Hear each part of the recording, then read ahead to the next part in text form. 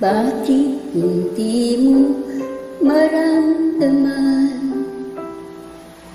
Ikaw sa akin ay mahalaga. Ako sa'yo'y kaibigan lamang. Paano nga ba di ko matanggap? At ako pa ba'y ibigin pa? Ang dinadasal, makikiusap na lang. Akin ka na lang, akin ka na lang. Ang dinadasal sa